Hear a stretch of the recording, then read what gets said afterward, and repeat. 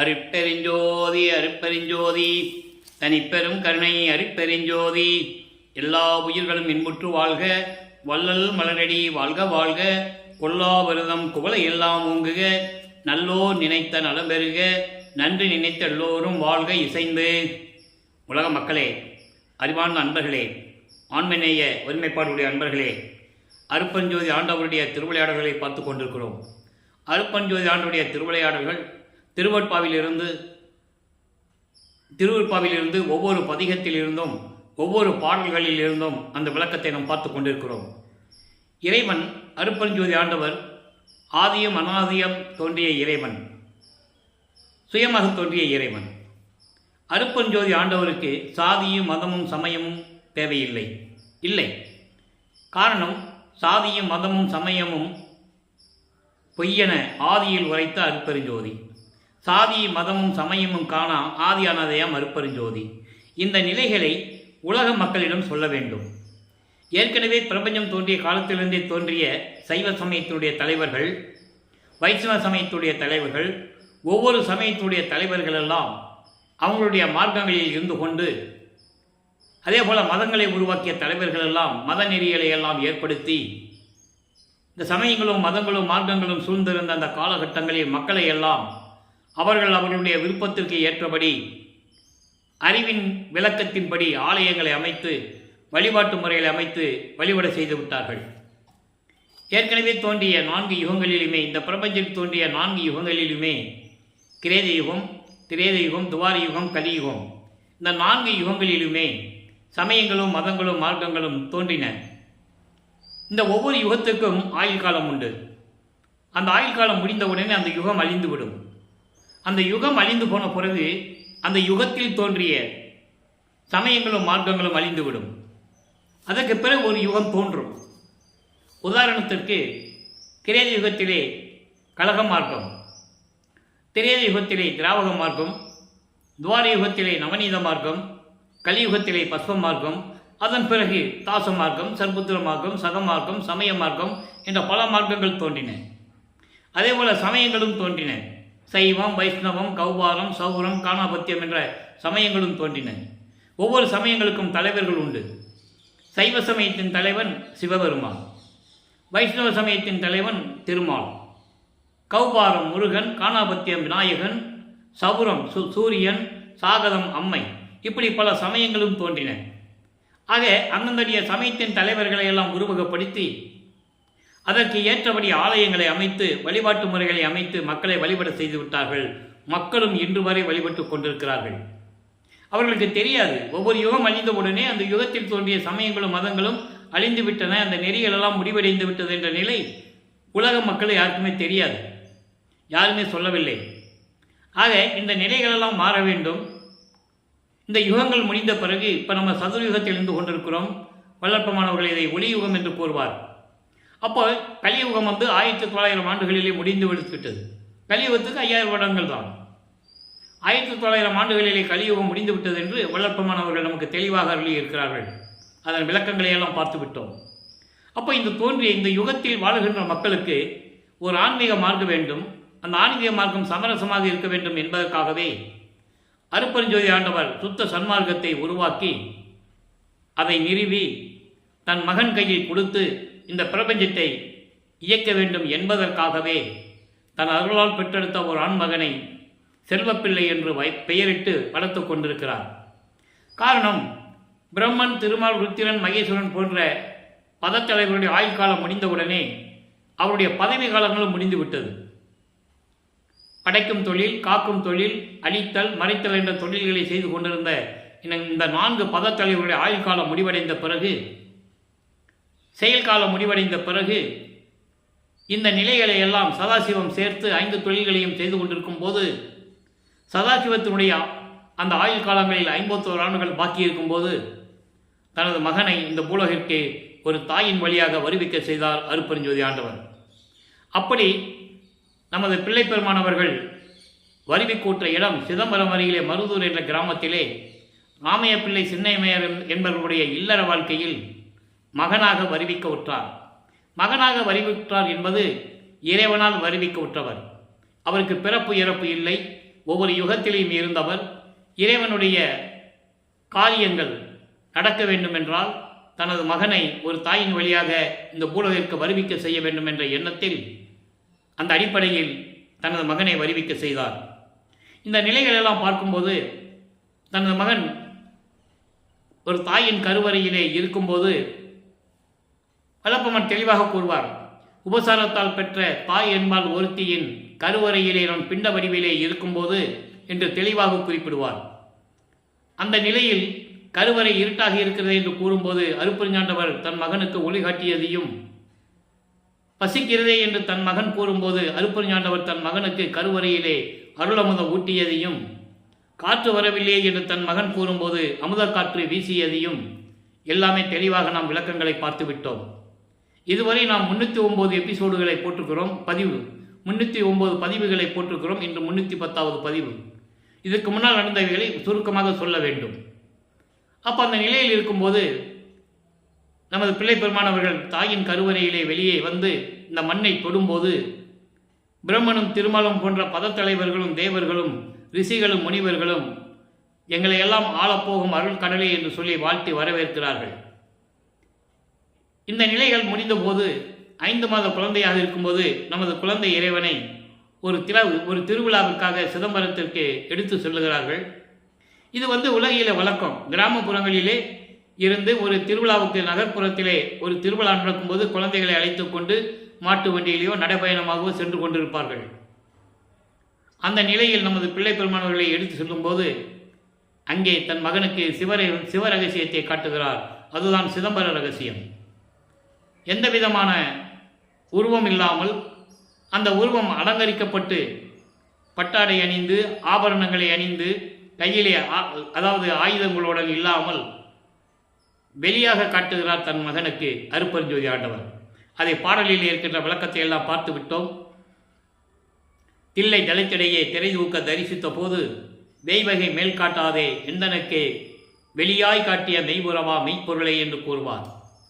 இந்த திருவிளையாடல் முடிந்த பிறகு சில காலங்கள் கழித்து ராமையா பிள்ளை அவர்கள் காலமான உடனே இறந்த உடனே அந்த அம்மையா அவர்கள் குழந்தைகளை அழைத்து கொண்டு ஏற்கனவே அவங்களுக்கு உலகியலிலே பிறந்த குழந்தைகள் 4 பேர் உண்டு.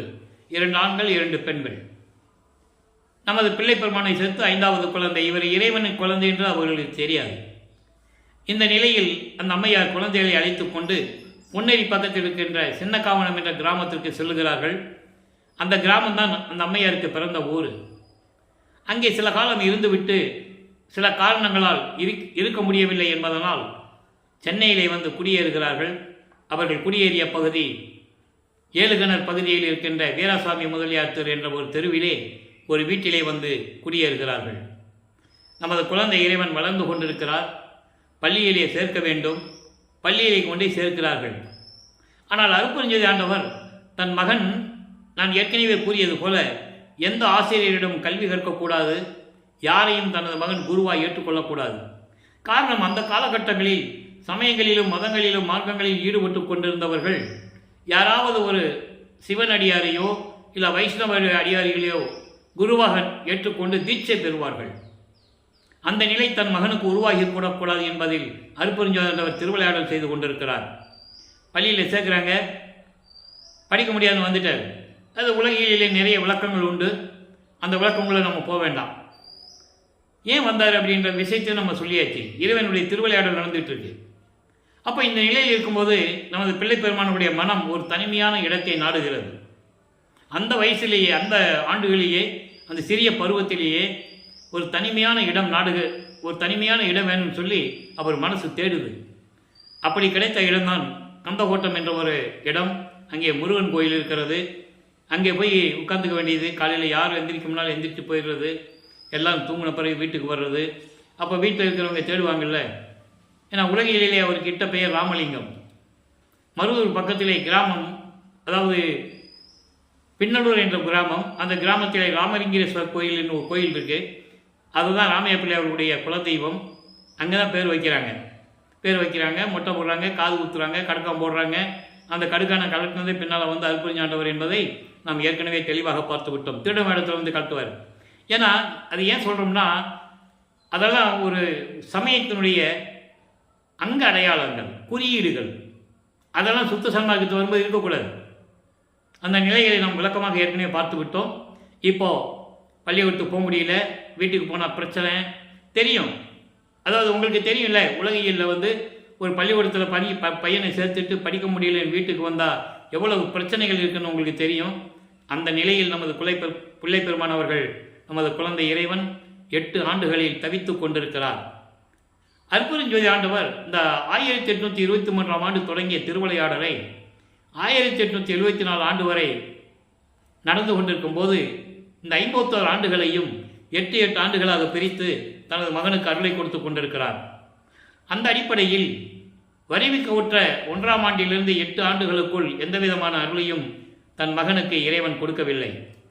9வது ஆண்டிலே 2வது எட்டிலே அடியெடுத்து வைக்கும்போது 9வது ஆண்டிலே தன் மகன் முன் தோன்றி எழுந்தருளி, மகனே, நீ என்னால் வருவிக்க உற்றவன், காரணம் காரியங்களெல்லாம் உனக்கு முன்பருவம் பின்பருவம் காட்டி அருள் செய்வேன் என்று கூறி ஞானத்தை பெற்றுக்கொள் என்று சொல்லி மறைந்து விடுகிறார். நமது பிள்ளை பெருமானவர்களுக்கு ஒரு மறைப்பு நிலை ஏற்படுகிறது. மறைப்பு நிலை எப்படி, மறப்பு நிலை எப்படி என்பதை நாம் ஏற்கனவே விளக்கமாக பார்த்து விட்டோம். இப்போது நமது பிள்ளை பெருமானவர்கள் ஒரு சைவ குலத்திலிருந்து வருவிக்க உற்றதனால் சைவ சமயத்தின் தலைவனாகிய சிவபெருமானை ஏற்றுக்கொண்டு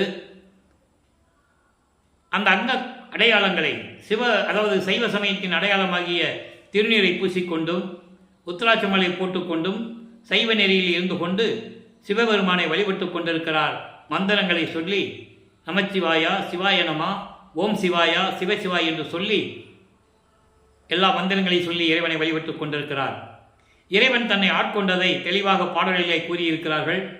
ஆண்டாறு 3ஆம் ஆண்டிலே ஆட்கொண்ட அருள்கடலே என்று கூறுவார். ஆரோடு 3வது ஆண்டிலே என்னை ஆண்ட கருணையின் கடலே என்று கூறுவார். ஆக நமது பிள்ளை பெருமானவர்களை இறைவன் ஆட்கொண்டது 9வது ஆண்டில் என்பதை தெளிவாக நாம் திருவருட்பாவிலிருந்தே பார்த்து கொண்டிருக்கிறோம். இந்த நிலையில் இருக்கும்போது இப்போ ஞானத்தை பெற்றாயிற்று, இறைவனுடைய மகன் என்று தெரிஞ்சிச்சு, வெளியே சொல்ல முடியாது, வேஷம் மட்டும்தான் போடணும். இது ஏற்கனவே இறைவனுடைய கட்டளை. இந்த நிலையில் இருக்கும்போது சிவபெருமானிடம் முறையீடு செய்கிறார். 1ஆம் திருமுறை உருவாகிறது. 1ஆம் திருமுறை மொத்தம் 8 பதியங்கள். 6வது பதியத்திலிருந்து திருவருள் முறையீடிலிருந்து இறைவனிடம் எப்படியெல்லாம் முறையீடு செய்தார் என்பதை விளக்கமாக பார்த்து விட்டோம். 232 பாடல்களிலும் எப்படியெல்லாம் அந்த விளக்கங்களை கூறியிருக்கிறார், முறையீடுகளையும் விண்ணப்பங்களையும் எப்படி இறைவனிடம் வைக்கிறார் என்ற நிலைகளையெல்லாம் நாம் விரிவாக பார்த்து விட்டோம். இப்போ அப்பா பற்றி பாடியாச்சு. அப்பாவிட்டிருந்து எந்த விதமான அருளும் கிடைக்கவில்லை. ஒருவேளை அம்மையை பற்றி பாடினால் அருளை பெற்றுவிடலாமோ என்ற ஒரு இயக்கத்தில் வடிவுடைமனை பற்றி பாடுகிறார். வடிவுடைமணி மாணிக்கமாலை உருவாகிறது. மொத்தம் 100 பாடல்கள். இன்று 94வது பாடலுடைய விளக்கத்தை பார்க்க போகிறோம். கூறாத வாழ்க்கை சிறுமையை நோக்கி, அதாவது 12வது ஆண்டில் நமது குழந்தை பெருமான் பாருங்க எப்படி முறையீடு செய்கிறார் என்பதை தான் நீங்கள் பார்க்க வேண்டும். கூறாத வாழ்க்கை சிறுமையை நோக்கி குறித்திடும் என் தேராத விண்ணப்பம் சற்றேனும் நின்றன் திரு செவியில் ஏறாத வண்ணம் என் ஒற்றி தியாகர் இடப்புறத்தில் மாறாது அமர்ந்த மயிலே வடிவுடை மாணிக்கமே. திருவெற்றியூரிலே எனது இறைவன் சிவபெருமானின் இடது பக்கத்தில் நிலையாக அமர்ந்து கொண்டிருக்கும் என் அம்மையே, என் தாயே, வடிவுடை மாணிக்கமே, எனக்கு நீ அருள வேண்டாமா? நானும் உனது மகன்தானே என்று கூறி சொல்லுகிறார். கூறாத வாழ்க்கை.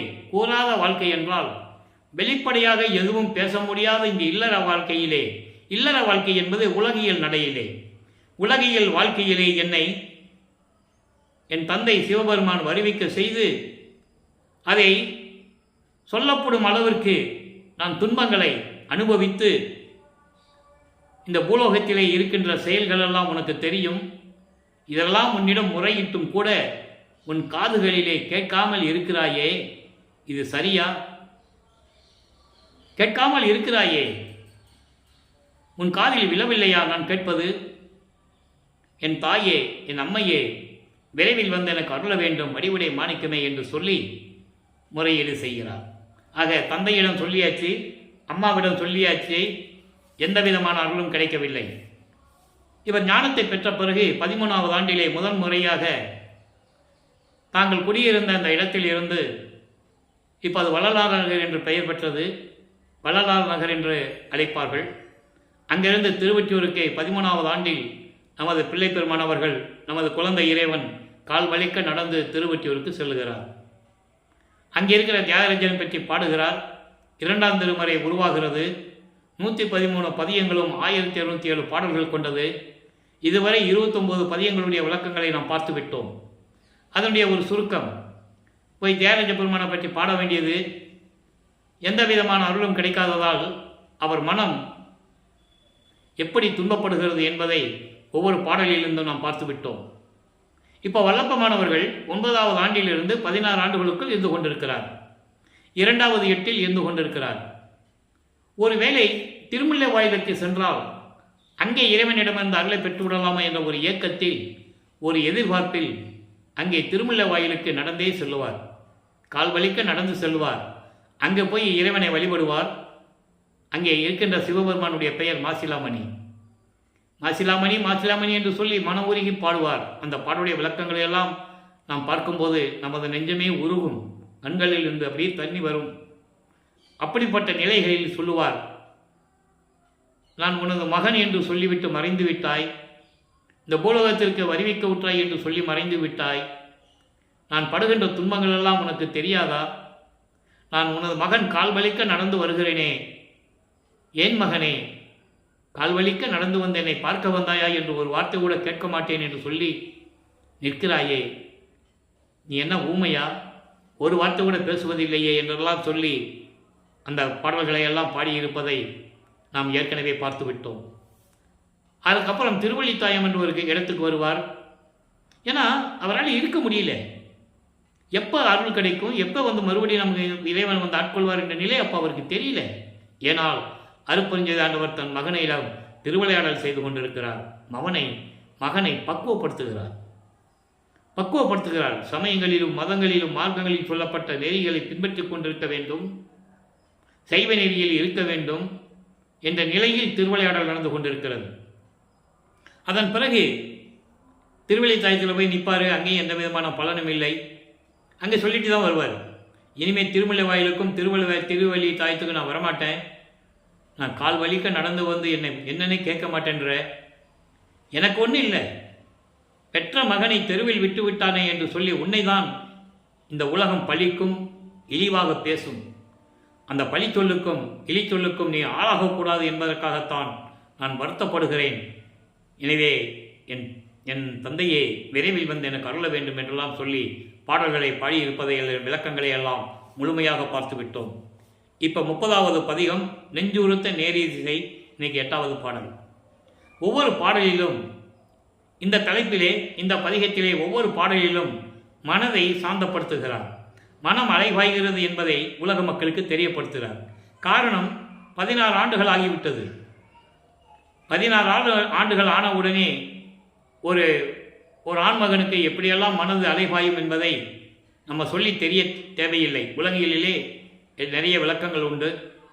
அப்போ அதே போல் அவர் மனசும் அலைபாய்ந்து கொண்டிருக்கும் போது அந்த மனதை கட்டுப்படுத்துகிறார் என்ற நிலையை இந்த பாடலிலே பார்க்கிறோம்.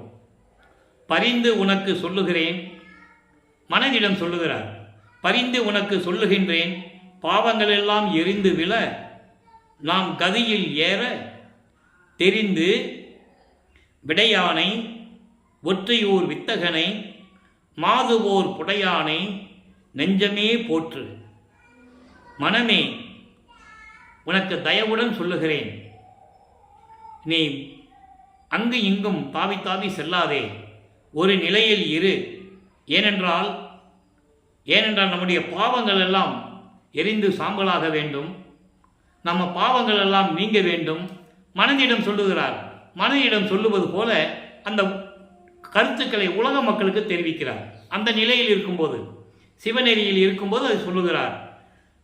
பாவங்கள் எல்லாம் நீங்க எரிந்து சாம்பலாக நாம் நல்ல வழியில் கதியில் நல்ல கதியை அடைய வேண்டும் என்றால், நமது வாழ்க்கையில் முன்னேற வேண்டும் என்றால், நமது வாழ்க்கை மேன்மடைய வேண்டும் என்றால், நான் சொல்லுவதை கேள் மனமே. காளை வாகனம் மீது ஏறி வருகின்ற இறைவன் திருவொற்றியூரில் இருக்கின்ற அற்புதமான அதிசயங்களெல்லாம் செய்து கொண்டிருக்கின்ற இறைவனை ஒரு பெண்ணை இடது பக்கத்தில் அமர்ந்து கொண்டு திருவொற்றியூரில் இருக்கின்ற இறைவனை நீ போற்றி வணங்க வேண்டும். போற்றி வணங்கினால் நாம் எல்லா நல்ல செயல்களையும் எல்லா நன்மைகளையும் அருள்களையும் இறைவனிருந்து பெற்றுக்கொள்ளலாம் மனமே என்று சொல்லி இந்த பாடலை நமக்கு அருளியிருக்கிறார்கள். ஆக இந்த நிலைகளெல்லாம் தாண்டும் போது வல்லப்பெருமான் அவர்கள் 16 ஆண்டுகளை கடந்து விட்டார். இந்த பூலோகத்திற்கு ஒரு தாயின் கருவறையிலே இருந்து வருவிக்க விற்று 16 ஆண்டுகள் முடிந்து விட்டது. இறைவனிடமிருந்து எந்த அருளையும் பெற முடியவில்லை. அதன் பின் 3வது ஏட்டில் அடியெடுத்து வைக்கும்போது 17வது ஆண்டிலிருந்து 24 ஆண்டுகளுக்குள் அந்த 8 ஆண்டுகளுக்குள் என்ன நடந்தது என்பதை 3ஆம் திருமுறை உருவாகிறது. 3ஆம் திருமுறையில் இருந்த அத்தனை பதிகங்களில் இருந்தும் 19 பதிகங்களில் இருந்தும் 235 பாடல்களின் மூலமாக எல்லா விளக்கங்களையும் நாம் பார்த்துவிட்டோம். அதனுடைய ஒரு சுருக்கம். இப்போ திருவள்ளியத்துக்கு போக முடியாதுன்ட்டாரு, திருமலை வயலுக்கு வர முடியாதுன்னு சொல்லிட்டாரு. அப்போ இனிமேல் அதாவது தியாகராஜ பெருமானை திருவொற்றியூரில் தினமும் பார்த்துட்டு இருக்கிறார். இப்போ காலங்கள் மாறுகிறது, ஆண்டுகள் உருண்டோடுகிறது, காட்சிகளும் மாறுகிறது. இப்போ போனால் தியாகராஜ பெருமான் காட்சி கொடுப்பாரு, உடனே மறைஞ்சிடுவார். இப்படியே ஆண்டுகள் கடந்து கொண்டிருக்கும் போது இதுக்கு என்னதான் வழி என்று சொல்லி தனது மனதில் இருக்கின்ற ஏக்கத்தை, ஒரு பரிதவிப்பை, எதிர்பார்ப்பை, நம்ம போனால் தான் இந்த நிலைகள்லாம் நடக்குது, பார்க்குறாரு, காட்சி கொடுக்குறாரு, மறைஞ்சிடுறாரு. அதனால் நாரையையும் கிளிகளையும் தூது அனுப்பி பார்ப்போம் என்று சொல்லி அவர் மனதில் இருக்கின்ற அந்த ஏக்கங்களையெல்லாம் வைத்து நாரையையும் கிளியையும் தூது அனுப்புவார். எந்த விதமான பதிலும் இல்லை. நாரையும் கிளியும் நாட்டூரும் தூது என்ற பதிகத்திலே இருக்கின்ற பாடல்களை விளக்கமாக பார்த்துவிட்டோம். அதன் பிறகு இரங்கல் மாலை, திருவிழா வீதி, இந்த பதிகங்கள் எல்லாம் ரொம்ப அற்புதமாக இருக்கும். தன்னுடைய மனநிலைகள்லாம் எப்படி இருந்திருக்கும் என்பதை நாம் புரிந்து கொள்வதற்காக அந்த பாடல்களை எல்லாம் நமக்கு அருளி இருக்கிறார்கள். அப்புறம் உலகியலில் இருப்பது போல ஒரு குறைச்சி பெண்ணிடம் குறி கேட்கப் போவதும், ஒரு ஜோசியர்கிட்ட ஜோசியம் பார்க்க போகிறதும், நான் இறைவனால் வருவிக்க உற்றவன், எனக்கு எந்த விதமான அருளையும் இறைவன் கொடுக்கவில்லை, எப்போதான் அருள் கிடைக்கும், எப்போ என்னை வந்து ஆட்கொள்வார் என்ற நிலவரத்தில் என்ற தோரணையில் அந்த பாடல்களை நமக்கு அருளியிருப்பார்கள். அதனுடைய விளக்கங்களை எல்லாம் பார்த்து விட்டோம். இறுதியாக 19வது பதிகத்திலே காதல் மாட்சி என்ற பதிகத்திலே இறைவன் மீது எவ்வளவு காதல் கொண்டுள்ளார் என்பதையும், இவரை பார்த்து இப்போ சிவபெருமான் திரும்பி பார்க்காமல் எப்படி தெருவழியாக ஓடுகிறார் என்பதையும், ஏன் ஓடுகிறார் என்பதையும் விளக்கங்களையும் நாம் ஏற்கனவே பார்த்து விட்டோம். காரணம், இப்போ வல்லப்பெருமான் அவர்கள் 24வது ஆண்டில் இருந்து கொண்டிருக்கிறார். இந்த பூலோகத்திற்கு ஒரு தாயின் கருவறையிலே இருந்து இந்த மண்ணுலகத்தை தொட்டு 24 ஆண்டுகள் ஆகிவிட்டது. இறைவனிடமிருந்து எந்த அருளை பெற முடியவில்லை. இறுதியாக இந்த பதிகத்திலே இவர் மெய்மறந்து இருக்கும்போது, மனம் உருகி மெய்மறந்து இருக்கும்போது இப்போ இறைவன் காட்சி கொடுப்பார், தன்னை நோக்கி வருவார். இவர் மனம் மகிழ்ந்து மெய்மறந்து இருக்கும்போது, கண்ண மூடி இருக்கும்போது அருகிலே வந்து கொஞ்சி, அதாவது பேசுவதில்லை, சும்மா கையில் அப்படி கன்னத்தை தொடுறது, முதுகை தட்டி கொடுக்கிறது, இந்த நிலையிலேயே அந்த நிலை தொடர்கிறது. அப்போ திடீர்னு இவர் கண்ணு முழிச்சு பார்க்கும்போது இவரை திரும்பி பார்க்காமல் தெருவழியாக சிவபெருமான் ஓடுகிறார், இவரும் பின்னாலேயே ஓடுகிறார். இப்படி ஓடினால் அவருடைய ஓட்டத்தை பிடிக்க முடியவில்லை என்று மனம் வருந்துகிறார். இந்த நிலைகளெல்லாம் அங்கே இருக்கும்போது பார்ப்பாங்கள அங்கே இருக்கிறவங்க. அப்போ அவர்கள் கேட்கின்ற கேள்விகளுக்கும் அவங்க கேட்பாங்க, என்ன ராமலிங்கம், நாங்களும் பார்க்குறோம், வெகு நாளாக பார்க்குறோம், இங்கேயே வந்து இங்கேயே குடியிருக்கிற, இங்கேயே இருக்கிற, எப்போ வீட்டுக்கு போவா, எப்போ சாப்பிட்றான்னு எங்களுக்கு தெரியல, எதுக்காக நீ தெருவில் ஓடுனேன்னு கேட்பாங்கல்ல. அப்படி கேட்கும்போது சிவபெருமான் என்னை பார்த்து ஓடுறாரு, அவர் பிடிக்க போனேன், என்னால் பிடிக்க முடியல. அப்போ அங்கே இருக்கிறவங்க சொல்லுவாங்க, இந்த கலியுகத்தில் இதெல்லாம் நடக்கிற காரியமா ராமலிங்கம், என்ன சொல்கிற நீ, இறைவன் மேலே அவனுக்கு அன்பு முத்திருச்சு, அதனால் பைத்தியமாய மாதிரி பேசுகிற, எப்படி அதெல்லாம் சாத்தியமாகும் கலியுகத்தில் என்று கூறுகிறார்கள். அப்போ கலியுகம் நடந்து கொண்டு இருக்கிறது. 1847ஆம் ஆண்டு கிட்டத்தட்ட அந்த நிலை, அந்த நிகழ்ச்சிகள் நடக்கும்போது 1847ஆம் ஆண்டு வல்லப்பெருமான் அவர்களுக்கு 24வது ஆண்டு. அப்போ இவர் பதில் சொல்லுவார் அவங்களுக்கு, நீங்கள் என்ன சொன்னாலும் சரி, இறைவன் மேல் இருந்த காதலை என்னால் மறக்க முடியாது, கனவில் கூட மறக்க முடியாது என்றெல்லாம் பதியத்திலே கூறியிருப்பார். அந்த பாடலின் விளக்கங்களை எல்லாம் பார்த்து விட்டோம். இப்போ நிலைகள்லாம் மாறும்போது இப்போ வல்லப்பமானவர்கள் 4வது ஏட்டில் அடியெடுத்து வைக்கிறார். 4×32, அதாவது 25வது ஆண்டிலிருந்து 32 ஆண்டுகளுக்குள் என்ன நடந்தது என்பதை 4ஆம் திருமுறை உருவாகிறது.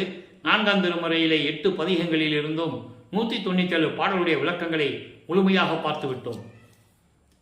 அதனுடைய ஒரு சுருக்கம் என கண்டிப்பாக சொல்லி ஆகணும். இறைவனுடைய திருவிளையாடல் இங்கே தான் முக்கியமாக நடக்குது.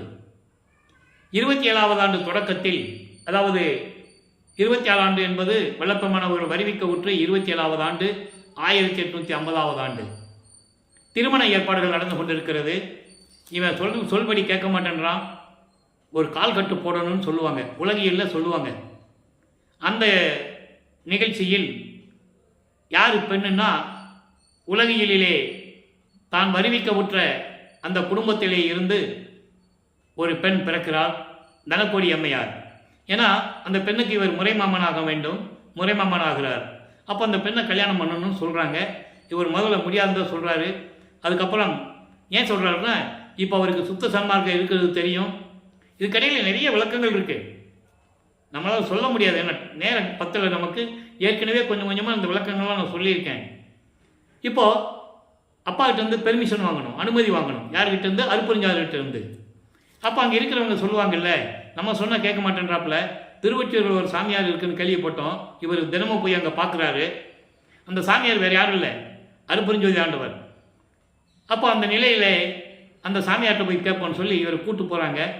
என்ன ராமலிங்கம், கல்யாணம் பண்ணணும்னு சொல்கிறாங்களா, நீ கேட்க மாட்டேன்னு சொல்கிறியா? அதெல்லாம் ஒத்துக்கோ, ஒன்றும் இல்லை அப்படின்னு சொல்லும்போது மிகவும் மகிழ்ச்சியோடு தந்தையிடமிருந்து உத்தரவை பெற்றுக்கொண்டு சம்மதிக்கிறார். கல்யாண ஏற்பாடுகள் நடந்து கொண்டிருக்கிறது. திருமண அந்த விழாவிலே மக்கள் எல்லாம் உட்கார்ந்துருப்பாங்க. ஆனால் அதே நேரத்தில் வானவர்களும் தேவர்களும் பிரமன் திருமால் போன்றவர்களும் ரிஷிகளும் முனிவர்களும் நவநிலை கூட்ட தலைவர்களும் எல்லாமே அங்கே வாழ்த்துவதற்காக, எங்களை எல்லாம் ஆளப்போகும் அருள் கடலே என்று சொல்லி வாழ்த்துவதற்காக அங்கே அமர்ந்திருக்கிறார்கள். அதே நேரத்தில் தனது தந்தை அருப்பெருஞ்சோதி ஆண்டவரும் தாய் சிவகாமி வள்ளியும் வரவில்லை என்று இவர் மனம் எப்படி ஏங்கியது என்பதையெல்லாம் பாடல்களின் மூலமாக நாம் தெளிவாக பார்த்துவிட்டோம். அதற்கு முன்னாலேயே அன்பு மாலையிலே, இப்போ நம்ம இதெல்லாம் பார்த்தது அருட்பிரகாச மாலையிலே, பிரசாத மாலை, பத்தி மாலை, ஆனந்த மாலை, நிறைய பதியங்கள் 8 பதியங்களை பார்த்துட்டோம். அப்போ இவர் இந்த நிலைகள் இருக்கும்போது ஏமசித்தி இன்னும் வாங்க முடியலையே என்று மனம் வருந்தி இருக்கும்போது, தன் மகன் மனம் வருந்துகிறானே, எப்போ பார்த்தாலும் சிரித்த முகமாக இல்லையே என்று அருட்பெருஞ்சாண்டவர் நினைத்து லட்சுமியை சரஸ்வதியும் அழைத்து, எனது மகன் மிகவும் சஞ்சலப்படுகிறான், மன சஞ்சலத்தோடையே இருக்கிறான், அவனை போய் சமாதானப்படுத்துங்கள், அவன் முன் ஆடி பாடி அவனை வணங்கி எனது மகனை சந்தோஷப்படுத்துங்கள் என்று சொல்லி லட்சுமியும் சரஸ்வதியும் அனுப்புகிறார். அதே போல் அவர்களும் நம் பிள்ளை பெருமான் முன்னால் நின்று கொண்டு கைகூப்பி வணங்கி ஆடி பாடி வல்லப்பெருமானை மகிழ்விக்கிறார்கள். இந்த நிலைகளை பாடல் மூலமாக நாம் ஏற்கனவே பார்த்து விட்டோம். இருநிதிய திருமகளிர் இருவரும் என்னை மந்தனமப்பா என்று வணங்கி இசைந்துவித்து மகிழ்ச்சியோடு இசைவித்து பெருநிதி வாய்த்திட என் முன் பாடி ஆடி பெற்றி அளித்தனையை பேதையன் தனக்கே, தெளிவாக சொல்லுவார். ஏனென்றால் வல்லப்பெருமான் வருவிக்க உற்று 202 ஆண்டுகள் முடிவடைந்த நிலையிலும் கூட வல்லப்பெருமானை பற்றி முழுமையாக இறைவனுடைய மகன் என்றும் இறைவனுடைய திருவிளையாடலால் தான் இப்படியெல்லாம் நடந்தது என்றும் உலக மக்களுக்கு யாரும் எடுத்து கூறவில்லை. பொதுப்படியாக பேசினார்கள். இதையெல்லாம் சொல்ல வேண்டிய கடமை இருக்கிறது இந்த வள்ளலார் ஊழியனுக்கு. இறைவன் கொடுத்த விளக்கத்தின்படி தெரிந்த பிறகு இந்த விளக்கங்களை சொல்லிதான் ஆக வேண்டும். அவர் படத்தை வைத்துக் கொண்டு சமயங்களிலும் மதங்களிலும் மார்க்கங்களிலும் இருந்த நெறிமுறைகளை பின்பற்றி கொண்டு ஊதுவத்தி கொளுத்தி தேங்காய் உடைச்சி வாழைப்பழம் வச்சு அவருக்கு முன்னால் வாழை இலை போட்டு படையில் போட்டு தீபார்த்தனை காட்டி இப்படியெல்லாம் வழிபட்டு கொண்டிருக்கிறார்கள். நல்லா புரிஞ்சுக்கணும் நீங்கள். அப்போ அவங்களுக்கு அறிவு விளக்கம் வரவில்லை, சுத்த சன்மார்க்கத்தின் நெறி அவங்களுக்கு தெரியவில்லை. அப்போ நம்ம கடமை என்ன? சுத்த சன்மார்க்கத்தின் நெறிகளை மக்களுக்கு சொல்ல வேண்டும். அப்போ மக்கள் என்ன நினைக்கிறாங்க? மற்றவங்களை போல இவர் ஒரு சாமியாரு, சித்தர்களை கும்பிடுறாங்கல்ல, அதே மாதிரி இவர் ஒரு சித்தர், ஒரு சாமியாரு, சோறு போட சொன்னாரு அப்படின்னு சொல்லி அந்த விளக்கங்கள் தெரியாமல் நடந்து கொண்டிருக்கிறார்கள். இதை நான் நான் ஏற்கனவே சொன்னது போல இதை வெளிநாடுகளில் நான் பேசும்போதும் சரி, அண்ட மாநிலங்களான ஆந்திரா, பெங்களூர்லேயும் பேசும்போதும் சரி, தமிழ்நாட்டில் இருக்கிற சபைகளில் பேசும்போதும் சரி, இதை நான் மிகவும் வலியுறுத்தி கூறுவேன். அதனால் என்னை திரும்பி அழைக்க மாட்டார்கள். திருவிழாவிற்கோ இல்லைன்னா ஏதாவது ஒரு நிகழ்ச்சிக்கோ என்னை அழைக்க மாட்டார்கள். காரணம், இவன் வந்தால் இப்படியெல்லாம் பேசுவான், இவன் நமக்கு தேவையில்லை என்று சொல்லி என்னை ஒதுக்கி விட்டுவார்கள். எனக்கு அதை பற்றி கவலை இல்லை. நான் தினமும் 1 மணி நேரம் பேசுகிறேன். 5 ஆண்டுகளாக திருவள்ளுவருடைய விளக்கங்களையும் இறைவனுடைய விளக்கங்களையும் 5 ஆண்டுகளாக நான் பேசிக் கொண்டிருக்கிறேன். கிட்டத்தட்ட 1200 வீடியோ போட்டிருக்கேன். இன்னும் போட வேண்டியிருக்கு. இன்னும் 1000 வீடியோ மேலே வரும். ஏன்னா இது ஏன் சொல்கிறோம்னா, வல்லப்பெருமான் யாரென்ற தெரியாத நிலையில் இந்த அடியன் இருக்கும்போது என்னை வடலூருக்கு வடலூர் எங்கே இருக்குன்னு எனக்கு தெரியாது. எனக்கு வடலூருக்கு வரவழைத்து என்னை ஆட்கொண்டு எனது நோயை போக்கி தமிழ் இலக்கணம் தெரியாத என்னை அருட்பாவை படிக்க வைத்து சதுரகிரியிலே 3 ஆண்டுகள் என்னை உட்கார வைத்து 3 ஆண்டுகள் விளக்கங்கள் அவனுடைய அருளாலும் தயவாலையும் நான் எழுதியிருக்கிறேன். 6 திருமுறைகளுக்கு விளக்கத்தை தெரிந்த பிறகு என்னால் இருக்க முடியவில்லை. காரணங்கள் இப்படியெல்லாம் நடக்கும்போது மனம் பொறுக்கவில்லை. அந்த ஆதங்கத்தில் தான் நான் பேசுவதுண்டு. தெரியும், எல்லாருக்கும் தெரியும். பேசுகின்றவர்கள் சமயங்களையும் மதங்களையும் மார்க்கங்களையும் சார்ந்து கொண்டு ஜாதிகள் மேல் பற்று கொண்டு இருப்பவர்கள் சுத்த சன்மார்க்கத்தை தெரிந்து கொள்வதற்கு வாய்ப்பே இல்லை என்றால் அவர் வல்லப்பெருமான் தெளிவாக கூறுகிறார். சாதியும் பொறித்த மதமும் சமயமும் பொய்யே. ஞானசரியில சொல்றாரு. ஏன் அகவலையும் சொல்றாருல்ல, சாதி மதமும் சமயமும் பொய்யென ஆதியில் வளர்த்து அருட்பெருஞ்சோதி அகவல்லாம் படிக்கிறாங்க, அகவல் பாராயணம் பண்றாங்க. ஆனால் அவர்களால் அதை ஏற்றுக்கொள்ள முடியவில்லை. ஏனென்றால் சுத்த சன்மார்க்கத்திற்கென்று ஒரு தனி மார்க்கம் உண்டு, தனி நெறிமுறைகள் உண்டு. இப்போ நீங்கள் இந்து சமய கோயில்களில் நீ எங்கே போனாலும் சரி, ஒவ்வொரு கோயிலுக்கும் ஒரு நெறிமுறை உண்டு. ஆகம விதிகளின்படி அதை கடைபிடித்துக் கொண்டிருக்கிறார்கள். உதாரணமாக இப்போ திருச்செந்தூர் போனீங்கன்னா சட்டை கழித்து தான் உள்ள போக முடியும். அதேமாதிரி சிதம்பரத்துக்கு போனீங்கன்னா அருட்பெருஞ்சோதின்னு சொல்ல முடியாது. நல்லா புரிஞ்சுக்கணும். நீங்கள் எந்த கோயிலில் போய் அருட்பெருஞ்சோதின்னு சொல்ல முடியாது. அந்த ஆராதனை காட்டுறாருல, ஒளி காட்டுறாங்களே, அது அருட்பெருஞ்சோதின்னு யாருக்கும் தெரியல. சொல்லணும், நீ எந்த உருவத்தை கும்பிட்டாலும் கடைசியில் ஒளியை நீ கும்பிட்டு தாங்கணும். ஒளியின் அடக்கம்தான் இந்த அங்க அடையாளங்கள் என்பதை உலக மக்களுக்கு விளக்கமாக சொல்ல வேண்டும். அதனால்தான் வருவிக்க விட்டார் வல்லப்பெருமானவர்கள் இந்த பூலோகத்திற்கு. ஆக இந்த நிலையில் இருக்கும்போது இப்போ அவர் அந்த அம்மையார் தனக்கோடி அம்மையாருக்கு தாலி கட்டி அந்த அம்மையாருக்கு மோட்ச விட்ட காட்டி விமோசனம் கொடுத்த பிறகு, கர்ம வினைகளெல்லாம் நீக்கிய பிறகு, இப்போ சமயங்களையும் மதங்களையும் மார்க்கங்களையும் சொல்லப்பட்ட நெறிமுறைகளை விட வேண்டும்.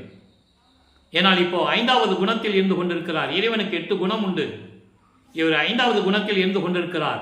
இயற்கையாகவே பாசங்களை நீக்குதல், பற்றுகளை நீக்குதல், இந்த நெறிமுறைகளை சமயங்களிலும் மதங்களிலும் மார்க்கங்களிலும் நெறிமுறைகளை நீக்க வேண்டும். அந்த 5வது குணத்தில் இருந்து கொண்டிருக்கிறார். தன்மையத்தனாதல், தூய உடம்பினாதல், முற்றிலும் உணருதல், இயற்கையாகவே இயற்கை உண்மைகளை உணருதல், இயற்கை உணர்வினாதல், இயற்கையாகவே பாசங்களை நீக்குதல்.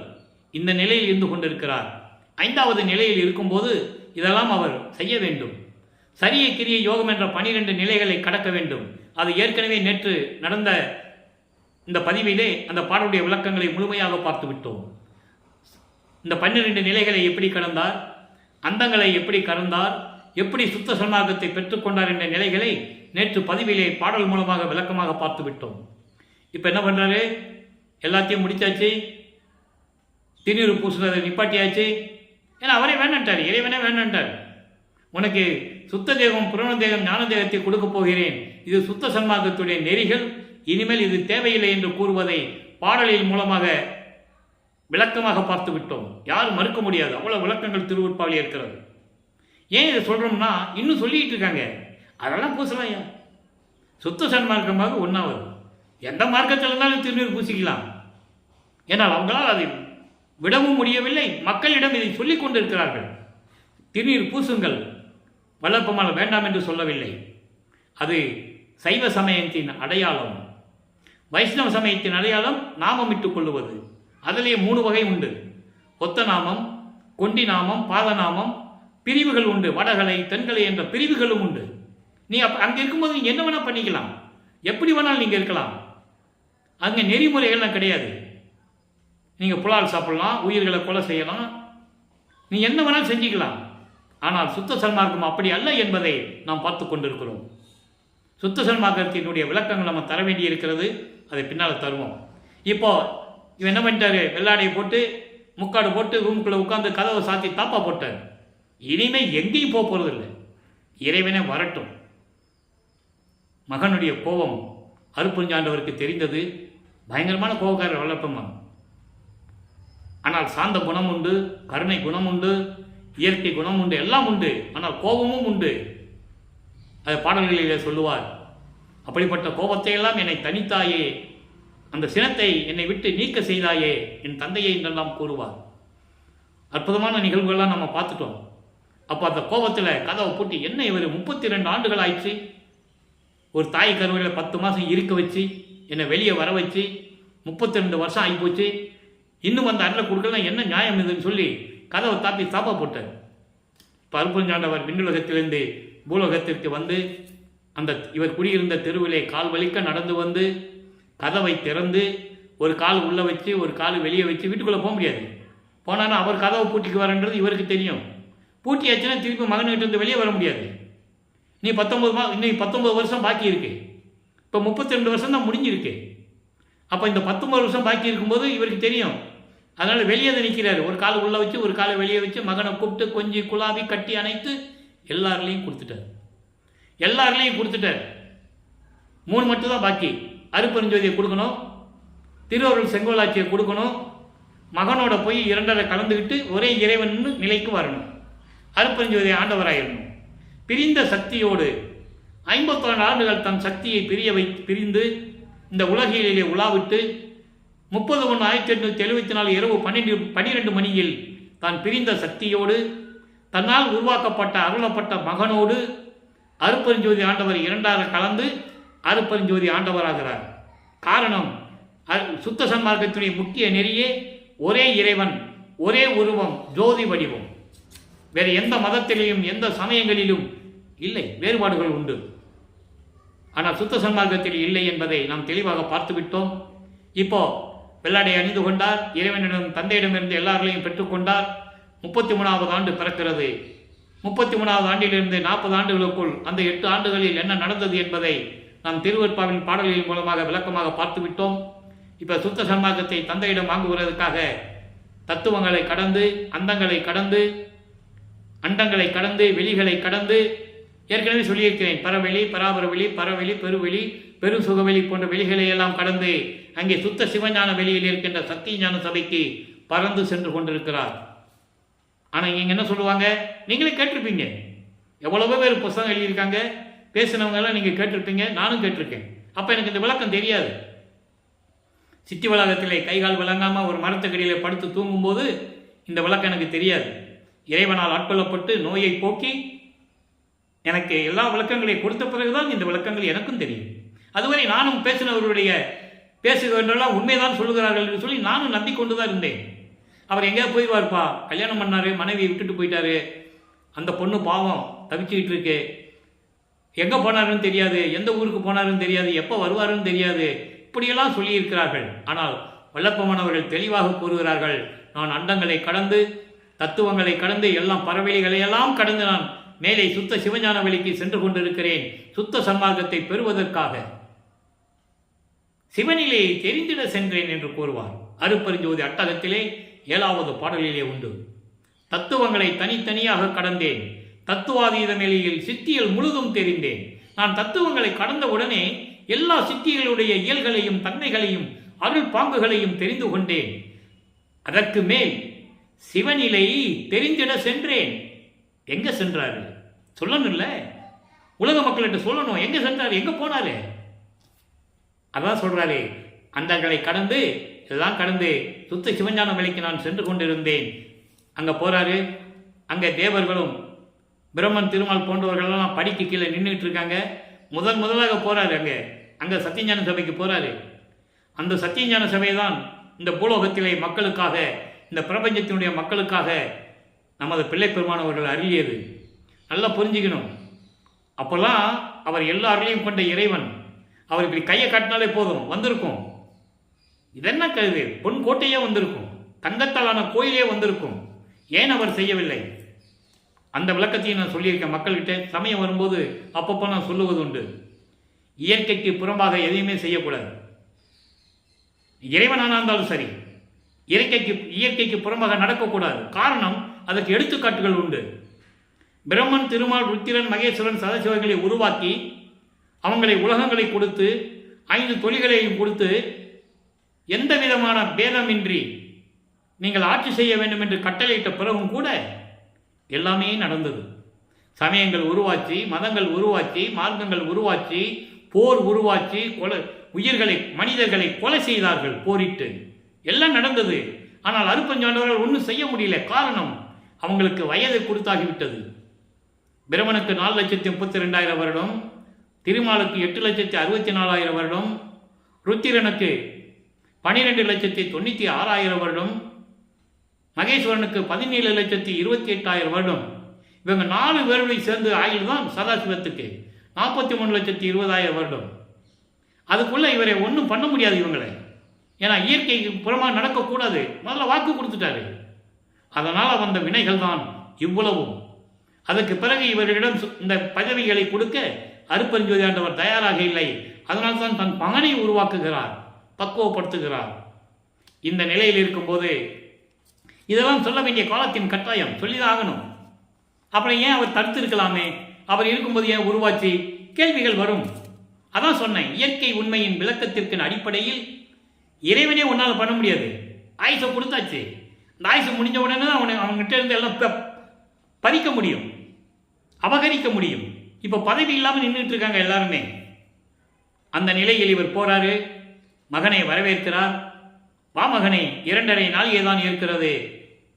இந்த ஆடைகளை எல்லாம் கலந்து விட்டு, முக்காடு போட்டு தானே போறாரு, கலந்து விட்டு புனித நீராடி புத்தாடை அணிந்து அணிகலங்கள் அணிந்து மங்கள கோலத்துடன் வருவாயாக. ஏன் ஒரு பாடலில் சொல்லுவார், முக சவரம் பண்ணிட்டு வான்னு சொல்லுவார், சவலம் செய்து வா என்று சொல்லுவார். சவலம் என்பது சேவிங் பண்ணுறது. இதெல்லாம் ஒரு பாடலில் உண்டு.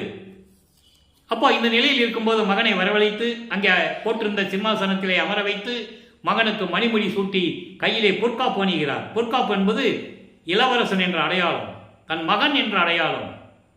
உலகிலே நடப்பதுண்டு. மன்னர் ஆட்சி காலத்துக்கு பிறகு இளவரசனுக்கு போடும்போது அந்த காப்பு கையில் போடுவாங்க. அதை பார்த்து மக்கள் தெரிந்து கொள்வார்கள் இளவரசன் என்று. அதேமாதிரி நாட்டாமை காலத்திலையும் உண்டு, ஜமீன்தார் காலத்திலையும் உண்டு. அந்த நிலையில் இருக்கும்போது எல்லாத்தையும் சொல்லிட்டு மகனை சுத்த சன்மார்க்கத்தை பெற்றுக்கொள் என்று சொல்லி மகனிடம் சுத்த சன்மார்க்கத்தை கொடுக்கிறார். இவரும் பெற்றுக்கொள்ளுகிறார். சாகா கல்வியை கற்றுக் கொடுக்கிறார். இவரும் கற்றுக்கொண்டார். ஏன் எங்கே போய் ஏன் பள்ளிக்கூடத்தில் போய் படிக்கல? இதான் மகனுக்கு சாகா கல்வியை கொடுக்கணும் தான். தன்னுடைய மகன் எங்கேயும் படிக்கக்கூடாதுன்னு அந்த சிறு வயதிலேயே திருவிளையாடல் செஞ்சது இறைவன். எல்லாவற்றையும் அந்த சாகா கல்வியை கற்றுக் கொடுக்கும்போது பிரம்மன் திருமாலுடைய முகத்தில எல்லாம் எப்படி கோபம் இருந்தது என்பதையெல்லாம் பாடல்களிலே விளக்கமாக பார்த்து விட்டோம். நாகாதிபனும் நாராயணனும் நான்முகனும் நறுமுறும் எனவே இந்த பாடலை உயிர் இருக்கவரை மறக்க முடியாது. அவ்வளவு இயற்கையின் உண்மையின் விளக்கத்தினுடைய ஒரு அறிகுறியான ஒரு பாடல், பிரபஞ்சத்தின் உண்மையை விளக்கக்கூடிய ஒரு பாடல். தன் மகனுக்கு சாகா கல்வியை கற்றுக் கொடுக்கும்போது இதற்கு முன்னால் ஆண்ட தலைவர்கள், பதத்தலைவர்கள், அதுக்கு முன்னால் இருந்த தேவர்கள், இந்திரன் போன்றவர்கள் எல்லாம் அப்படியே முகத்தில் கோபத்தை வச்சுக்கிட்டு நமக்கு இந்த சான்ஸ் கிடைக்கலையே அப்படிலாம் இங்கே நினச்சி பார்க்குறாங்க. அதை பாடல்களில் கூறும்போது எவ்வளவு பெருமிதம் தெரியுமா? அப்படிப்பட்ட மார்க்கத்தில் நாம் இருந்து கொண்டிருக்கிறோம். புனிதமான மார்க்கம், புண்ணிய மார்க்கம். இந்த நிலையில் மகனே சுத்த சன்மார்க்கத்தை கொடுத்து விட்டாயிற்று, இனிமேல் இது உன் மார்க்கம் என்று சொல்ல அதான் சொல்லுவார் அவரே, சன்மார்க்கம் என் மார்க்கம் என்று கூறுவார். அப்போ பூலோகத்திற்கு திரும்பி வரும்போது சிதம்பரத்திலே அங்கே எழுந்தருளுகிறார். அங்கே இறைவனுடைய திருவிளையாடல் எப்படி நடந்தது என்பதை பார்த்துவிட்டோம். அதன் பிறகு கருங்குழியிலே உறைவிடமாக கொண்டு வந்த போது தந்தையும் மகனும் எப்படி உரையாடினார்கள் என்பதை விளக்கமாக பார்த்து விட்டோம். இப்போ வல்லப்பமானவர்கள் 48வது ஆண்டில், அதாவது 40வது ஆண்டிலிருந்து 48 ஆண்டுகளுக்குள் என்ன நடந்தது என்பதை இப்போ லைவாக பார்த்துட்டு இருக்கோம். அங்கே கருங்குழியிலிருந்து விடுபடும் போது அங்கே தண்ணீரால் விளக்கரித்த இல்லம் என்ற அந்த இடத்திற்கு பெயரை ஏற்படுத்திவிட்டு அவருக்கு இறைவன் அவர் என்ன இருந்தான எது இருந்தான விளக்கு எரியும். ஒளி தேகம், நெருப்பு, அனல் உடைய, அது ஒரு காரணத்திற்காக, இறைவனுடைய திருவிளையாடலுக்காக அது நடந்தது. அந்த இடத்திற்கு பெயர் வர வேண்டும், தான் தங்கியிருந்த அந்த இடத்துக்கு பெயர் வர வேண்டும். அதே போன்று தர்மசாலை பெயர் வர வேண்டும். மருதூரிலே வருவிக்க விட்டதனால் அதுக்கு பெயர் உண்டு. ஆனால் பிறந்தாருன்னு தான் சொல்லுவாங்க. நான் 5 ஆண்டுகளாக நான் பதிவுகளை சொல்லிக் கொண்டிருக்கிறேன். வளர்ப்பமானை பற்றி பேசும்போது பிறந்தார் என்று தயவு செய்து சொல்லாதீர்கள். பிறக்கிறவனுக்கு இறப்பு உண்டு, மறுபடி பிறப்பு உண்டு, இறப்பு உண்டு, பிறப்பு இறப்பு எல்லாருமே உண்டு. ஏன் தேவர்களுக்கே உண்டு. பாடலிலே கூறுவார், செத்து செத்து பிறக்கும் இத்தேவர்கள் என் முன் வழியிலர் என்று சொல்லுவார். எனக்கு நிகரில்லாதவர்கள் என்று சொல்லுவார். அப்போ வளர்ப்பவனை பற்றி பேசும்போது பிறந்தார் என்று சொல்லவே கூடாது. ஆனால் சொல்லிக் கொண்டிருக்கிறார்கள். இனியாவது சொல்ல வேண்டாம் என்று நான் தாழ்மையுடன் கேட்டுக்கொள்கிறேன். பிறந்தார் என்று சொல்லவே கூடாது. அவதாரித்தார் என்றும் சொல்லக்கூடாது. வருவிக்க உற்றவர் என்பது இறைவனால் ஒரு காரியத்தை நிறைவேற்ற வேண்டுமானால் இறைவன் ஒரு மான்மகனை வருவிக்க செய்தார். அதுதான். ஆக இந்த நிலையில் இருக்கும்போது கருவொளியை விட்டு விடைபெறுகிறார். இப்போ ஜீவகாணி ஒழுக்கம் உருவாக வேண்டும். ஜீவகாணி ஒழுக்கம் 7 பிரிவுகள் உண்டு. பசி, பிணி, தாகம், இச்சை, எளிமை, பயம், கொலை. இந்த பசியும் கொலையும் பரஜீவகாரணியம், மீதியெல்லாம் அபரஜீவகாரணியம் என்ற நிலையில் அந்த விளக்கங்களை நாம் பின்னாலே பார்க்க போகிறோம். அதன் பிறகு இந்த ஜீவகாரணிய ஒழுக்கம் உலக மக்களுக்கு தெரிவிக்க வேண்டுமென்றால் பசியை போக்கக்கூடிய ஒரு நிலை இங்கே உருவாக வேண்டும். அப்போ ஒரு தர்மசாலையை உருவாக்க வேண்டும். இது இறைவனுடைய கட்டளை. அப்போ பார்வதியூர் மக்கள் தானமாக கொடுத்த இடத்திலே ஒரே நாளில் தர்மசாலையை நிறுவி 23/5/1867 ஆண்டு அன்றைய அணை அடுப்பை மூட்டி உணவை சமைத்து பசியோடு வருகின்றவர்களுக்கு பசியாற்றி கொண்டிருக்கிறார். இந்த பிரபஞ்சத்தை படைத்து காத்து கொண்டிருக்கின்ற அருப்பெருஞ்சோதி ஆண்டவராகிய நமது வல்லற்பெருமானவர்கள். அவர் அருப்பெருஞ்சோதி ஆண்டவர், அது எந்த விதமான மாற்று கருத்து இல்லை. அந்த விளக்கத்தை நம்ம பின்னால் பார்க்க போகிறோம். எப்போ மேட்டுக்குப்பம் போகிறாரோ அங்கே எல்லா விளக்கங்களும் உங்களுக்கு கிடைக்கும். அந்த நிலையில் 1869 ஆண்டு கடலூரிலே மஞ்சக்குப்பம் என்ற இடத்திலே இருக்கின்ற நீதிமன்றத்திலே எப்படி வழக்கு பதிவு செய்யப்பட்டது, ஆறுமுக நாவலார் எப்படி வழக்கு பதிவு செய்தார், எப்படி விசாரணை நடந்தது, இவர் எப்படி நீதிபதிக்கு காட்சி கொடுத்திருப்பார் என்ற நிலைகளை எல்லாம் விளக்கமாக நாம் பார்த்து விட்டோம். அப்போ திருவற்பாவை மறுப்பாய் என்று அறிவிக்க முடியாது என்று சொல்லி நீதிபதியிடம் தீர்ப்பை பெற்றுக்கொண்டு, மகத்தான தீர்ப்பை பெற்றுக்கொண்டு தர்மசாலைக்கு வந்து அமர்கிறார்கள் நமது பிள்ளை பெருமானவர்கள். இப்போ தர்மசாலையில் இருந்து கொண்டிருக்கும் போது உத்தரஞான சிதம்பரமாலை உருவானது, சமாதி வற்புறுத்தல் உருமானது, சுத்த சன்மார்க்கத்தின் நிலைகளெல்லாம் எப்படி இருக்கிறது, இங்கே எப்படி ஞானசபை வரப்போகிறது என்ற சூட்சமமான விளக்கத்தை, மறைமுகமான விளக்கத்தை பாடல்களிலே எப்படி கூறியிருப்பார் என்ற நிலைகளை எல்லாம் நாம் ஏற்கனவே விளக்கமாக பார்த்து விட்டோம். தர்மசாலை என்பது நான் ஏற்கனவே அந்த விளக்கங்களை கொடுத்திருக்கிறேன். தர்மசாலை என்பது பசியை போக்கக்கூடிய ஒரு சாலை. 2வது தர்மசாலை என்பது சுத்த சன்மார்க்க நெறிகளை கொண்ட இடம். சாலை என்பது இடம், சுத்த சன்மார்க்க நெறிகளை பின்பற்றக்கூடிய இடம். அதனால தான் சொன்னார், சாலை வழியாக சபைக்கு செல்லவும். ஒன்று பசியோடு இருக்கிறோம், சாப்பிட்டு போங்க, அது ஒரு விளக்கம். ஏன்னா பசியோடு போனால் இறைவனை வேண்ட முடியாது. பசிக்குதே எப்போ போனால் சோறு கிடைக்கும், இதே சிந்தனையில் இருப்பான், இறைவனுடைய அருளை பெற முடியாது. அதனால் சாலையிலே பசியாறி விட்டு சபைக்கு செல்லவும் ஒரு விளக்கம்.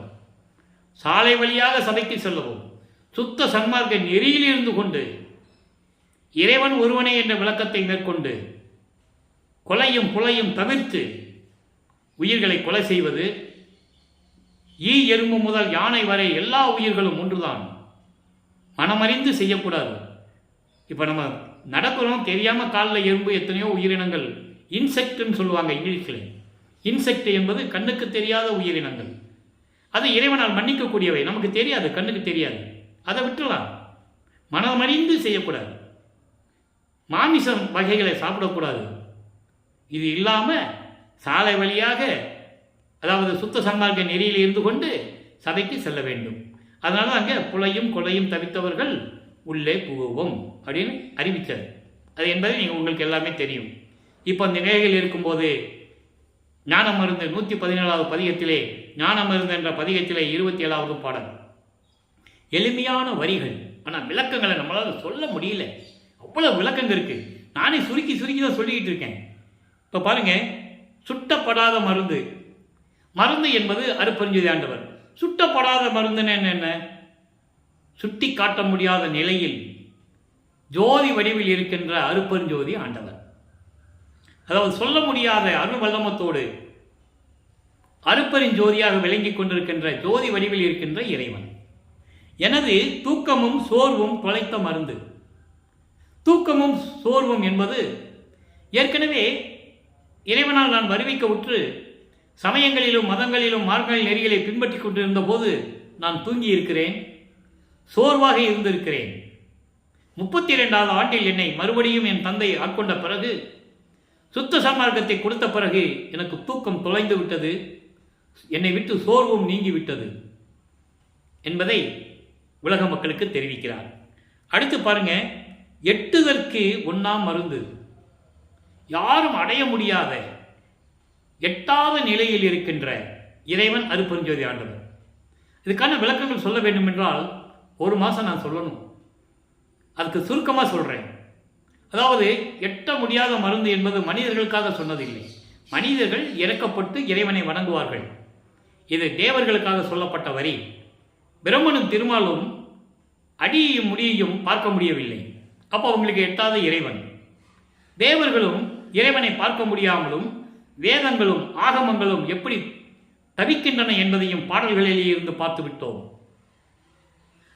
வானிருக்கும் பிரமரும் நாரணரும் பிறரும் மாதவம் பன்னாட் புரிந்து மணிமான நடுவே தேனிருக்கும் மலரின் மேல் உங்கள் திருவடி சேர்த்து அருள்கை என்னை செப்பி வரிந்திடவும்.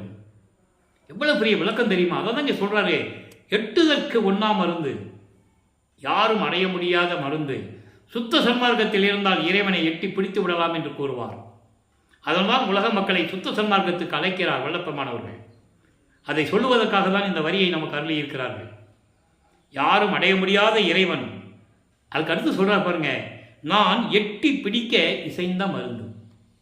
நான் எட்டி பிடிப்பதற்கு, நான் இறைவனை கலந்து கொள்ளுவதற்கு விரும்பிய இறைவன். காரணம், சுத்த சன்மார்க்கத்திலே நான் இருந்து கொண்டு இறைவனிடம் இருந்ததனால் நான் இறைவனை எட்டி பிடித்து விட்டேன்.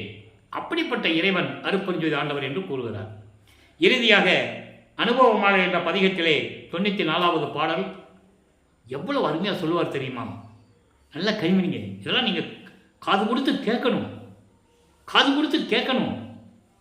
எவ்வளவோ நிகழ்ச்சிகளை பார்க்குறீங்க, இந்த மாதிரி உண்மையான நிகழ்வுகளை நீங்கள் கேட்டிருக்க முடியாது. தன்னுடைய அனுபவங்களை, இறைவனிடம் பெற்ற அனுபவங்களை தெளிவாக கூறுகிறார். தன்னை மனைவியாகவும் இறைவனை கணவனாகவும் வர்ணனை செய்து உள்ளத்திடம் தோழியிடம் சொல்லுவது போல இந்த பாடல் உலக மக்களுக்கு கன்வெர்ட் பண்றார்.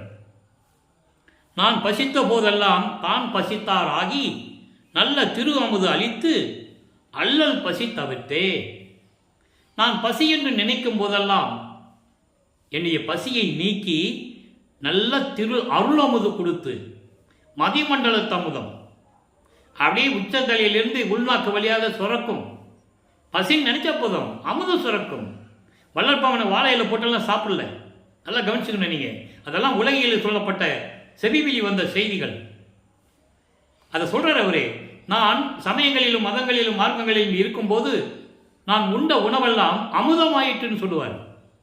ஏன்னா மலஜலம் கழிக்க தேவையில்லை, இறைவனுக்கு அது உகந்ததல்ல. நல்லா புரிஞ்சுக்கணும்.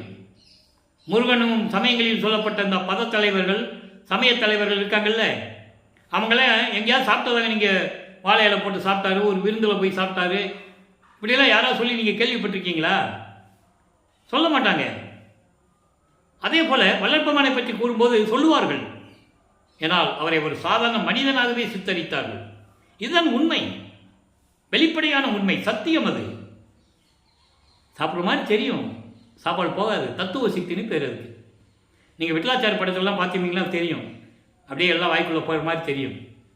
அந்த மாதிரி தான் அதை சொல்லுகிறார். நான் முன்பு உண்ட உணவெல்லாம் அமுதமாயிற்று என்று கூறுவார். அதை இங்கே சொல்கிறாரு. நான் பசித்த போதெல்லாம் அவர் பசித்ததாகி எனக்கு அருளமுதம் ஊட்டி இந்த கொடுமையான பசியை தீர்த்தார். அதனால் அந்த பசியின் கொடுமையை தீர்ப்பதற்காகத்தான் தர்மசாலையை உருவாக்கினார். மக்களுக்கு தெரியணும். அன்னதானம் பிரபஞ்சம் தோன்றிய காலத்துலேருந்து நிறைய பண்ணாங்க. அது அவங்களுடைய விளம்பரத்துக்காக. இறைவனிடம் வேண்டி விண்ணப்பம் வைத்து ஏதாவது நிறைவேறியிருந்தால் அதற்கு பரிகாரணமாக செய்வார்கள். தர்மசாலை அப்படி அல்ல, இறைவனால் உருவாக்கப்பட்ட இடம். இந்த பிரபஞ்சத்திலேயே மன்னர்கள் உருவாக்கியது. ஏன் தேவதாசிகள் கூட அன்னதானம் பண்ணியிருக்கிறார்கள் தங்களுடைய பழியை தீர்ப்பதற்காக. வயிறு நிறைய சாப்பிட்டுட்டு என்ன சொல்லிட்டு போவாங்க? கற்பு கரைச்சின்னு சொல்லிட்டு போவாங்க. இந்த நிலைகளை புராணங்களிலே நாம் ஏற்கனவே பார்த்திருக்கிறோம். ஆனால் தர்மசாலை அப்படி அல்ல. பசியோடு வருகின்றவர்களுக்கு பசியை தீர்க்கும் எந்த விதமான எதிர்பார்ப்பு இல்லாமல் இங்கே சாப்பிட்டு போகலாம். யாரையும் சொல்ல வேண்டியதில்லை. வர வேண்டியது பசி இருந்தால் சாப்பிட்டு போகலாம், அவ்வளோதான். அந்த நிலையில் இருக்கும்போது சொல்லிட்டாரு, அல்லல் பசி தவிர்த்தே பசியின் கொடுமையை நீக்கி. அடுத்து சொல்வார் பாருங்க, ஊன் பதித்த என்னுடைய உள்ளத்தே தம்முடைய உமய பதம் பதித்து அருளி அபயம் எனக்கு அளித்தார். ஊன் பதித்த என்பது இந்த அழிந்து போகக்கூடிய அழியக்கூடிய இறைவனால் வருவிக்க விட்டானே அந்த எடுத்தனே மனித தேகம். அந்த தேகத்தை நீக்குவதற்காக என் உள்ளத்திலே எழுந்தருளி அவருடைய திருவடிகளை என் தலைமையில் வைத்து ஆசீர்வாதம் செய்த இறைவன். அப்படியெல்லாம் அருளி அபயம் எனக்கு அளித்தார், எனக்கு அடைக்கலம் கொடுத்தார், சரணம் கொடுத்தார், சரணாலயம் அடைந்தேன், சரணாகதி அடைந்தேன் என்றெல்லாம் கூறுவார். அடுத்து சொல்வார் பாருங்க, வான்பதிக்கும் கிடைப்பறியார். வான்பதி என்பது தேவர்கள், தேவர்களின் தலைவன் இந்திரன். அதான் வான்பதின்னு சொல்றாங்க. தேவர்களும் சரி, தேவர்களுக்கு தலைவனாகிய இந்திரனுக்கும் சரி கிடைக்காத இறைவன். அப்படிப்பட்ட இறைவன் சிற்சபையில் நடிக்கும் மணவாளர். சிற்சபையில் அருள்நடனம் செய்து கொண்டு திருவிளையாடல் செய்து கொண்டிருக்கின்ற எனது கணவர் என்னை புணர்ந்த புறப்புணர்ச்சி தருணம். புணர்ச்சியிலே 2 விதமாக இருக்கு. புறப்புணர்ச்சி, அகப்புணர்ச்சி. புறப்புணர்ச்சி என்பது கட்டி தழுவுவது, அகப்புணர்ச்சி என்பது உள்ளத்திலே கலந்து கொள்ளுவது.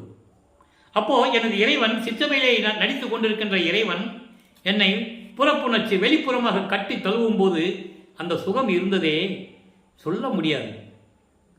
தான் பதித்த பொன் வடிவம் தன்னை அடைந்து கழித்தேன். அப்படி புறப்புணர்ச்சி செய்யும் போது, என்னை கட்டி தழுவும் போது இறைவனுடைய சுத்த தேகம் இருக்கிறதே அது எனக்கு கிடைத்தது.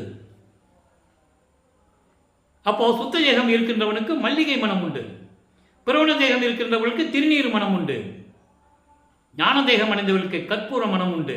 ஒவ்வொரு தேகத்துக்கும் ஒரு மனம் உண்டு, ஒவ்வொரு தேகத்துக்கும் ஒரு வெளி உண்டு, ஒவ்வொரு தேகத்திற்கும் ஞானம் உண்டு.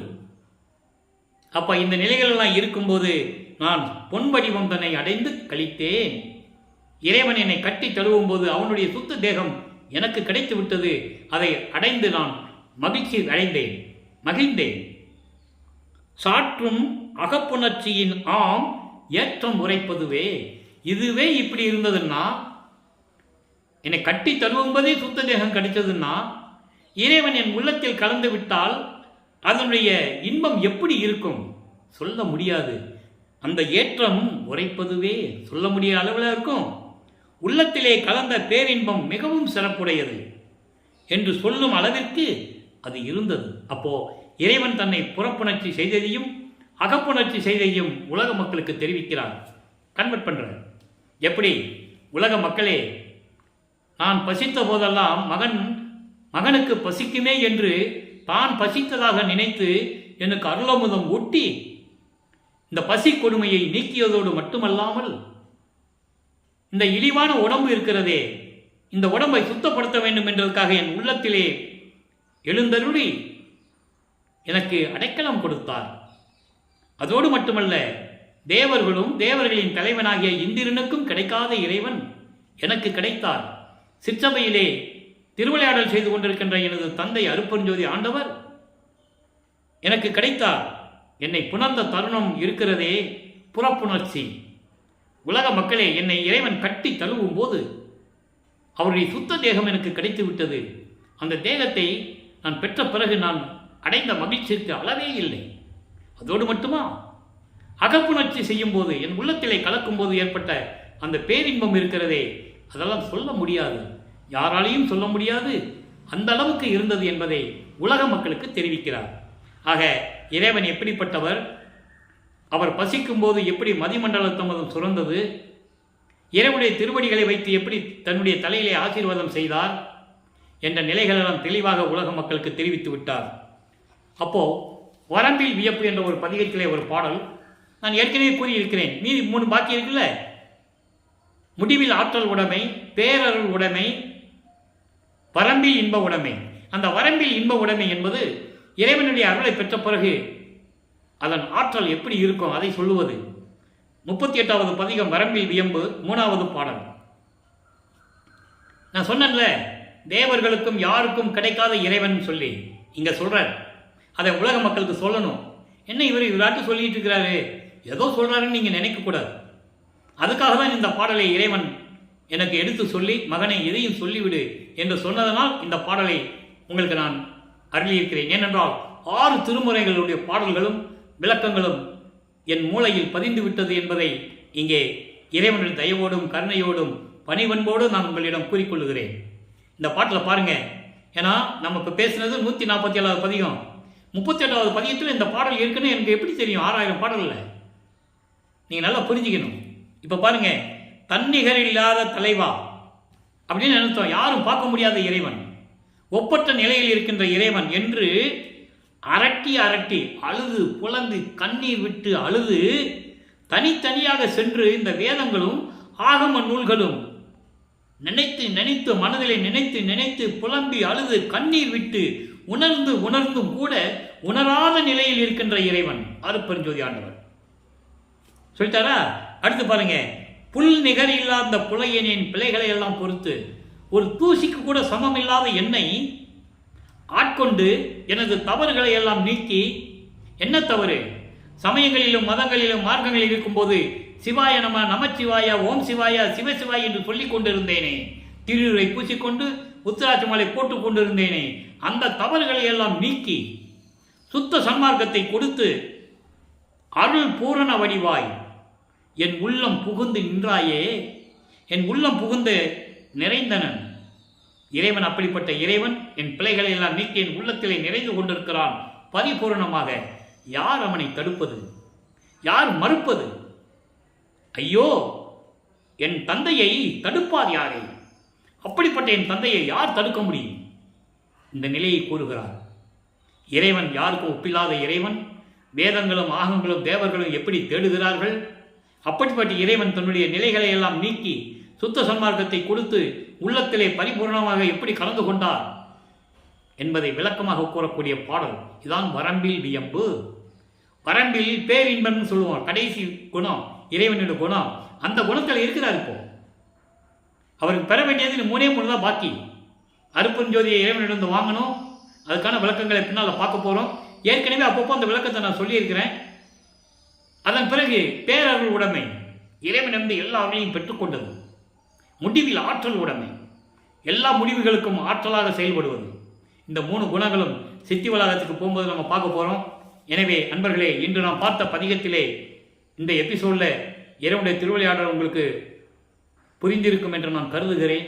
அப்படிப்பட்ட இறைவனை வணங்கி, அருட்பெருஞ்சோதி ஆண்டவரை வணங்கி, அருட்பெருஞ்சோதி அருட்பெருஞ்சோதி தனிப்பெருங்கருணை அருட்பெருஞ்சோதி என்ற மகாமந்திரத்தை உச்சரித்து நீங்களாம் சைவ நெறியில் இருந்து கொண்டு கொலையும் புலையும் தவிர்த்து இறைவனிருந்த எல்லா அருளையும் செல்வங்களையும் பெற்றுக்கொண்டு இந்த வையகத்திலே வாழ்வாங்கு வாழ வேண்டும்.